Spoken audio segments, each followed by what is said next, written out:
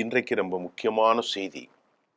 திமுக அரசாங்கம் தங்கள் பிரதிநிதிகள் மூலம் அண்ணா அறிவாலயம் எல்லா கட்சி கூட்டணிகளுக்கும் ஒரு செய்திய விசேட என்வே அப்படின்னு சொல்லுவோம் பார்த்தீங்களா, விசேட தூதர்கள் மூலமாக அறிவிப்பு செய்திருக்கிறார்கள். அது என்ன அறிவிப்புனா, அது யாருக்கு? காங்கிரஸ், அதை போன்று இடதுசாரிகள், மார்க்சிஸ்ட், இந்திய கம்யூனிஸ்ட், திருமாவளவன், மனிதநேய மக்கள் கட்சி மற்றும் உறுப்பு கட்சிகள். திமுகவுடைய என்வே போய் ஒவ்வொரு கட்சி தலைமையிலும் தெளிவா சொல்லியிருக்கார். முதல்வருடைய அறிக்கை, மத்திய தேர்தல் குழுவின் அறிக்கை.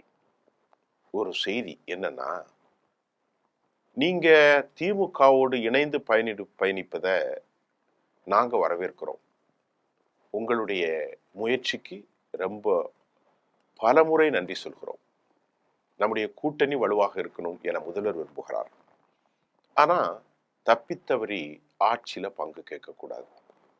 ஆட்சி நாங்க தான் நடத்துவோம், எங்கள்கிட்ட பங்கு கேட்கக்கூடாது அப்படிங்கிற செய்தியை திமுக தலைமை எல்லா உறுப்பு கட்சிகளுக்கும் கூட்டணி கட்சிகளுக்கும் அறிவிச்சுட்டாங்க. இது ஒரு பெரிய ஷாக். தொல் திருமாவளவன் ஆட்சியில் அதிகாரத்தில் பங்கு ஏற்கனவே கேட்டார் 2016. இப்ப அவரு சூழல்கள் சரியில்லை அப்படின்ட்டு அவரு அதை பத்தி பேசுறது இல்லை. காங்கிரஸ்ல ஏற்கனவே குறிப்பாக காங்கிரசினுடைய தலைவர் மணிக் தாக்கூர், பிரவீன் சக்கரவர்த்தி, செல்வ பெருந்தகை, இவங்க என்ன சொல்றாங்க அப்படின்னு பார்த்தா, மாணிக் தாக்கூர் ஒரு கடுமையான எச்சரிக்கை வெளியிட்டிருக்கார். யாருக்கு?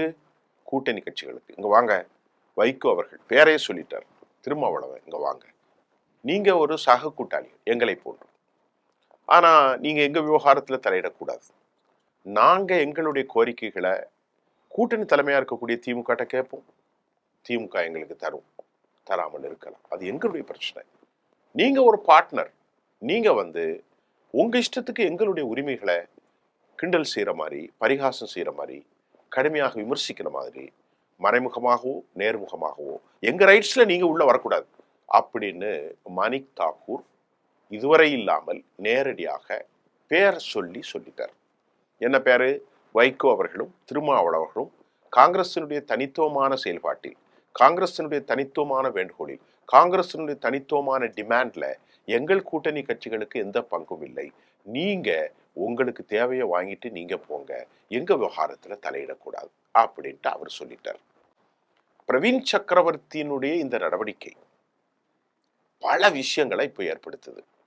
தொட்டிலையும் ஆட்டி விட்டு, அதாவது பிள்ளையும் கிள்ளி விட்டு தொட்டிலே ஆட்டுகிற கதை. ராகுல் காந்தியினுடைய விசேடமான ஒரு தூதர், அவர் எப்படி சந்திச்சார்? இது ராகுல் காந்திக்கு தெரியுமா தெரியாதா? Point number 1. இரண்டாவது, கொளுத்தி போட்டு போன அவர் என்ன பேசுறார்? ஒரு கூட்டணி கட்சியில, இந்தியா கூட்டணியில பலமிழந்து இருக்கிற திமுக, அதாவது காங்கிரஸ், திமுக ஆரம்ப கட்டத்திலே இவங்களை வலுவாக்குனாங்க. இன்றைக்கு தமிழ்நாட்டை தாண்டி தேசிய அளவு அரசியல் காங்கிரஸுக்கு முக்கியம். தமிழ்நாட்டில் எந்த வாக்கு வசதியும் இல்லாமல், எவ்வளவு நிரூபணம் என்று எதுவும் இல்லாத விஜயை போய் ஒரு பார்த்தது முதல்ல தவறு. ஏன்னா ஒரு கூட்டணியில் இருக்கும்போது மற்றொரு தலைவனை பார்க்க கூடாது.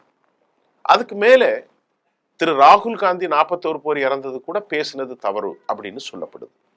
பேசினது மட்டும் இல்ல, பிரவீன் சக்கரவர்த்தி உத்தரப்பிரதேசத்தை விட இந்தியா அதிக கடன் வாங்குறாங்க. அங்க மக்கள் தொகை 26 கோடி, இந்தியாவில் 8, அதாவது தமிழ்நாட்டில் 8 கோடி தான், உத்தரப்பிரதேசத்துல 26 கோடி. தமிழ்நாடு கடன் அதிகமா வாங்குறதுன்னு தமிழ்நாட்டை மட்டும் குறிவைத்து விசாரித்தார். இதை முன்னாள் மத்திய அமைச்சர் சிதம்பரம் கண்டித்திருக்கிறார், செல்வ பெருந்தகை பாரதிய ஜனதாவின் குரல் என்கின்றார், ஜோதிமணி கண்டித்திருக்கிறார். எல்லா தலைவர்களும் மிக மிக மிக மிக, அதாவது மற்ற தலைவர்களும் கண்டித்திருக்கிறார்கள், குமாரமங்கலம் வரைக்கும் கண்டித்திருக்கிறார்கள். அப்ப பிரவீன் சக்கரவர்த்தி ஒரு முகம் தெரியாத ஒரு தலைவன் திடீரென தமிழ்நாட்டு அரசியலில் எப்படி குழப்பம் ஏற்படுத்துகிறார்? இந்த கேள்விக்கு பதில் இல்லை. இப்போ செல்வ பெருந்தகை இந்த ஒரு விஷயத்துல திமுகவோட மாறுபடுகிறார். எப்படி மாறுபடுகிறார்னா, வாக்கு கொடுக்கிறது எல்லா கட்சியும் மேனிஃபெஸ்டோ, மக்களுக்கு வாக்குகளை கொடுக்குறாங்க, நாங்களும் எங்களுடைய தேர்தல் வாக்குறுதிகளை கொடுக்கிறோம். அப்படி தேர்தல் வாக்குறுதிகளை கொடுக்கிற போது, நாங்கள் ஆட்சிக்கு வந்தால் என்னென்ன பணிகளை செய்வோம் அப்படின்னு சொல்றோம். அப்படி சொல்லும்போது நாங்க அதிகாரத்தில் இல்லைன்னா எப்படி நிறைவேற்ற முடியும் அப்படின்னு கேள்விய தமிழ்நாடு காங்கிரஸ் கட்சியினுடைய தலைவர் தோழர் வந்து செல்வ பெருந்தகை ஐயா அவர்கள் எழுப்புகிறார். இது ஒரு நியாயமான விஷயம்தான். ஆனா திமுக ஆட்சியில பங்கு கிடையாது அப்படிங்கிறதுல அவங்க உறுதியா இருக்காங்க. அந்த செய்தியை சொல்லிட்டாங்க, நேற்று வெளிப்படையாக சொல்லிட்டாங்க. இப்ப காங்கிரஸ் கட்சியில ஏற்பட்டிருக்கக்கூடிய இந்த விவகாரத்தில் இன்று காலை நேற்று பேசிய திரு ப சிதம்பரம் மணிக் சந்தூருடைய கருத்தை தாண்டி அவர் சொல்றாரு, தமிழ்நாட்டுடைய வளர்ச்சி இந்த நாட்டில் முதன்மை வளர்ச்சி, யூபியை கம்பேர் பண்றதுக்கு எந்த சாத்தியக்கூறும் இல்லை, பிரவீன் சக்கரவர்த்தி அடிப்படை புரிதல் இல்லாமல் தான் அவர் பேசியிருக்க முடியும் என்பதை அவர் பேரை சொல்லாம ப சிதம்பரம் தெளிவாக சொல்லிட்டார். அப்ப திமுகவுக்கு ஏராளமான ஆதரவு இருக்கிறது. பிரவீன் சக்கரவர்த்தியின் மூலமாக அவர் யார் அவருக்கு அசைன்மெண்ட் கொடுத்தது என்று தெரியவில்லை.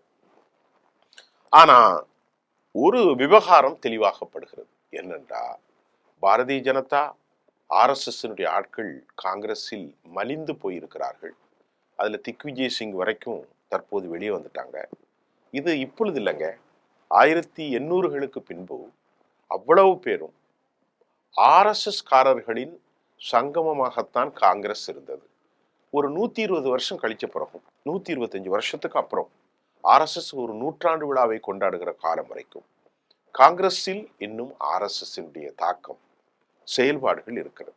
அப்படிதான் பலர் பார்க்குறாங்க. ஏன்னு கேட்டா, திமுக ஒரு ஊழல் கூட்டணி அப்படிலாம் இப்ப சொன்னாலும் இன்றைக்கு பாஜகவை வீழ்த்துவதற்கு அவர்கள் திமுகவோடு தான் பயணிக்க வேண்டும். அதை கெடுத்து விட்டால், சிதறிவிட்டால் என்னெல்லாமோ செய்யலாம் அப்படின்னு மத்திய பிஜேபி திட்டம் போடுது.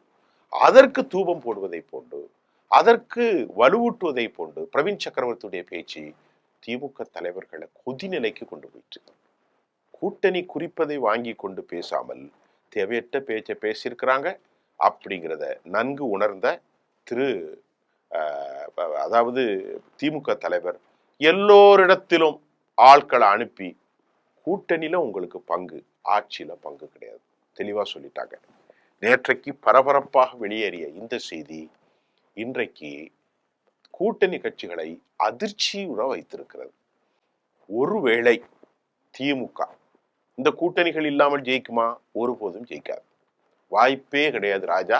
அந்த சீமான் சொன்ன மாதிரி வாய்ப்பே கிடையாது. அப்படின்னால் நாளை கூட்டணிகள் அனைத்தும் வெற்றி பெற்று திமுக ஒரு குறிப்பிட்ட சதவீதத்தை பிடித்து மெஜாரிட்டியை விட கம்மியா இருந்தா என்ன செய்வீங்க?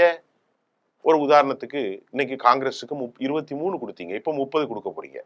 அப்படி கொடுத்து காங்கிரஸ் ஒரு 18, மற்ற எல்லா கட்சிகளும் இடதுசாரிகள் திருமாவளவன் எல்லாம் சேர்த்து ஒரு 15, 10, 25 சீட்டை வச்சிருக்காங்கன்னு வைங்களேன். நீங்க 100 சீட்னா அந்த 25 தேவை இருக்குமே, நீங்க 90னா அந்த 25 தேவை இருக்குமே. அப்ப அவங்க டிமாண்ட் பண்ணா என்ன செய்வீங்க? அது தெரியாது. முட்டாள்தனமாக இப்போது காங்கிரஸ் இதை சொல்ல வேண்டிய தேவையில்லை. வெற்றி ஒன்றை குறிக்கோளாக கொண்டுதான் இப்பொழுது அவர்கள் பயணிக்க வேண்டும். காங்கிரஸ் முட்டாள்தனமான தலைவர்களின் மூலம் தற்போது திமுகவின் செயல்பாடு என்ன? இங்க பாருங்க, அதிக தொகுதிகளை நீங்க கேட்காதீங்க. 23 கூட உங்களுக்கு அதிகம்தான். 20, 21 வாங்கி கொண்டு அதுல கிரவுண்ட் லெவல்ல ஒர்க் பண்றது கூட உங்களுக்கு ஆள் இல்லை, களத்துல ஆள் இல்லை, பூத்துல ஆள் இல்லை, தொண்டர்கள் இல்லை, வேலை செய்ய ஆள் இல்லை அப்படின்னு திமுக சொல்றதுல நியாயம் இருக்குன்னு தான் பலரும் சொல்றாங்க. ஆனா காங்கிரஸ்ல எத்தனையோ குழுக்கள், அந்த குழுக்கு இடம், இந்த குழுக்கு இடம், அந்த தலைவருக்கு இடம், இந்த தலைவருக்கு இடம். ஆகவே அவர்கள் இணைய இப்பொழுது ஒரு சிக்கல் இருக்கிறது. அதே மாதிரி திருமாவளவன் வலிமையாக இருக்கிறார். அவர் ஈஸியா எல்லாத்த விட இந்த கூட்டணியில வலிமையான கூட்டணி தோழர் தொல் திருமாவளவன். கட்சியில போட்டி இல்லை, அந்த கட்சியில நெருக்கடி இல்லை, அவர் எடுக்கிற முடிவுகளை மீறி பேசுவதற்கு யாரும் இல்லை. தொண்டர் பலன் இருக்கிறது, கீழே இருந்து கிளீனா ஓட்டு போடுவாங்க. அதே மாதிரி முஸ்லீம் அமைப்புகள் வழக்கம் போல அங்கீகரிக்கப்பட்ட தலைவர் ஆஸ்தான விகடகவி யாரு? ஜவாஹிருல்லா அவர்கள், காதர் பைதீன் அவர்கள். அவர்களுக்கு கொடுக்க வேண்டிய சீட்டை கொடுத்துட்டா பிரச்சனை இல்லை. ஏன்னா முஸ்லீம்கள் வேற வழியே இல்லை, காங்கிரஸுக்கும் திமுக கூட்டணிக்கு தான் போட்டு ஆகணும். இந்த மாதிரி சூழ்நிலையில இந்த முறை நடிகர் விஜய் கிறிஸ்தவ வாக்குகளை பிரிக்கின்ற போது பல சிக்கல்கள் ஏற்படும். திமுகவுக்கு எதிரான ஆன்டி இன்கம்பன்சி இருக்கு. திமுக எதிராக பெரிய ரெபல், ஒரு பெரிய கேண்டிடேட்டா, ஒரு போராளியா விஜய் இப்போ வந்திருக்கிறாரு. இந்த நேரத்துல காங்கிரஸ் குழப்பறத அண்ணா அறிவாலயம் விரும்பல. கட்டும் டென்ஷன் ஆகி ஆட்சியில பங்கு கேட்காத, கூட்டணியில மட்டும் பங்கு கேளு அப்படின்னு சொல்லி விட்டாங்க. இதுதாங்க ரகசியமான செய்தி. பல புதிய செய்திகளோடு நாளை சந்திக்கின்றேன். நன்றி.